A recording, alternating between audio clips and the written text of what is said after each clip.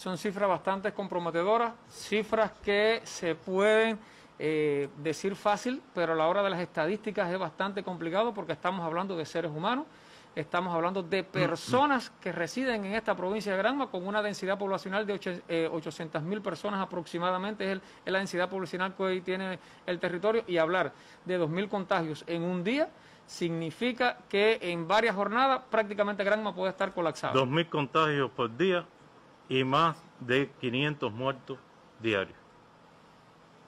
Son cifras que tenemos que detener. Y estos pronósticos los podemos detener.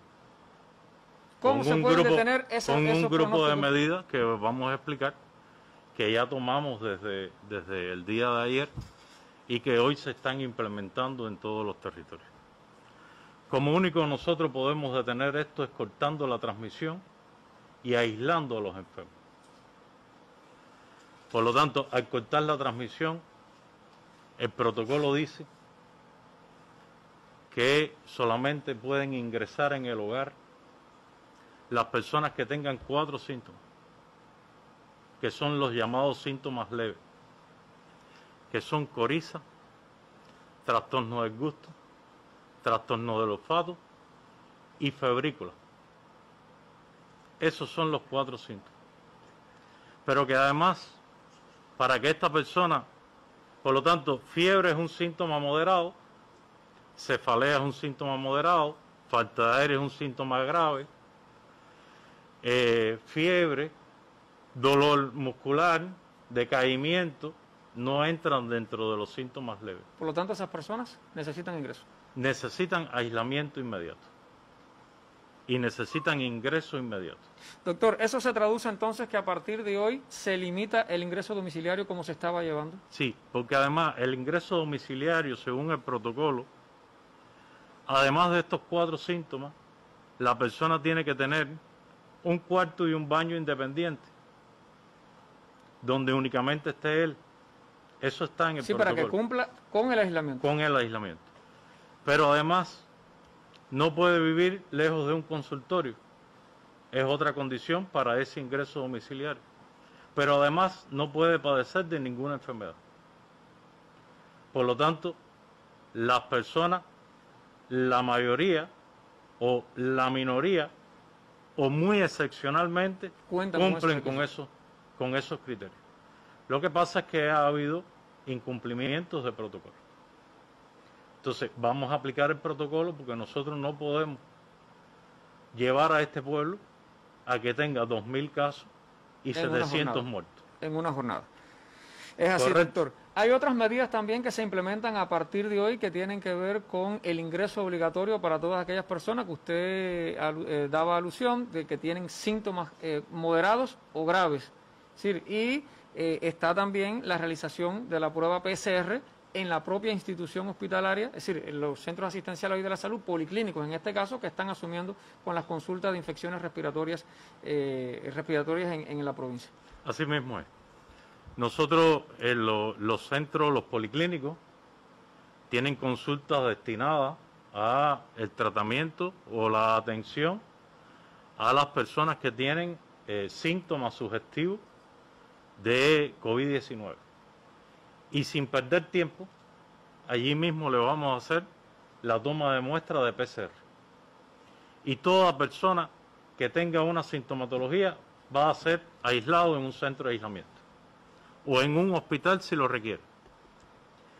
Desde ayer tomamos la medida de ampliar el número de camas del Hospital Carlos Manuel de Céspedes y vamos a habilitar 150 camas para la atención a la COVID, esperando que estos pronósticos no se cumplan, pero esperando una explosión de casos en Granma. Y el Celia Sánchez Manduley tiene 190 camas en disposición de la COVID-19. Pero también los centros de aislamiento tienen una cantidad considerable de camas que hoy no tienen una explotación a 1% que nos impida ingresar todo caso sospechoso. Acortamos el tiempo de toma de PCR que antes se hacía en los centros de aislamiento o se hacía en el hogar, y ahora desde la propia consulta del policlínico vamos a realizar la toma del PCR, y esa persona que tiene sintomatología, le pedimos a la población que debe ir preparada con sus efectos personales, porque de ahí va a salir hacia algún hospital o hacia algún centro de aislamiento. Es decir, no retorna a su casa. No retorna a su casa. Nosotros tenemos que cortar la transmisión. Vamos a aclarar, toda persona con síntomas respiratorios moderados o graves, ya lo decía el doctor cuáles son, que vaya a una consulta de respiratoria en cualquiera de nuestros policlínicos, pues no regresa a su casa, va ingresado automáticamente. Allí se le realizará, se mantiene todavía, en el caso de que no haya PCR por alguna contingencia, se le realiza el test rápido. No tenemos contingencia con el PCR. A todo el mundo se le va a realizar PCR, que es una prueba más definitiva que el test rápido. Y es una prueba más decisiva que el test rápido, para no tampoco perder tiempo en el diagnóstico y no molestar a la persona con dos tests, ni con test rápido primero y PCR después. Vamos a hacerle muestra de PCR, toda persona va a entrar en un centro de aislamiento, ahí va a tener la condición de sospechoso, si el PCR es negativo, se va para su casa de alta, y si el PCR es positivo, pasa a una zona de ingreso en el propio centro de aislamiento. Si la diferenciación de zonas rojas, como está establecido. De zona roja con una zona inicial que es de sospechoso. Para separar los sospechosos de los positivos a la enfermedad. Doctor, también hay otras acciones desde el punto de vista profiláctico para evitar la propia aglomeración de personas dentro de las instituciones hospitalarias y dentro de las instituciones de la salud, los policlínicos, para que las personas no se concentren allí y evitar la transmisión dentro de esa consulta. Sí, yo aprovecho que usted me habla sobre el tema y les pido a la población, llevo 2 días en Granma, o bueno, día y medio, pero ya recorrimos Bayamo, hemos ido a Manzanillo, hemos pasado por la carretera y vemos un grupo de personas aglomeradas, haciendo cola, sobre todo en bancos, en puntos de venta de productos agrícolas, en diferentes puntos, y nosotros le pedimos a las personas, primero, el uso correcto del nasobuco. Esa es la prevención fundamental. Les pedimos a las personas un distanciamiento físico de 2 metros. Antes se pedía 1 metro, después se pasó a 1,5 metros, hoy la OMS recomienda 2 metros entre las personas. Les aseguro que con nasobuco y 2 metros de distancia, las personas no se van a contagiar. Y sí pueden respetar su turno en la cola, pueden hacer su cola, siempre que no estén unos arriba del otro, que tengan un distanciamiento. Nosotros en las consultas vamos a abrir consultas o puntos de atención en cada uno de los policlínicos, tantos como sean necesarios, para evitar, primero, la aglomeración de personas. Segundo, que la persona enferma que se siente mal no tenga demoras en su atención. Porque realmente nuestro pueblo lo exige y lo merece. Que no hayan demoras en la atención de nuestro pueblo. Y en la misma consulta vamos a establecer tríos de profesionales donde el médico va a atender al enfermo inicialmente.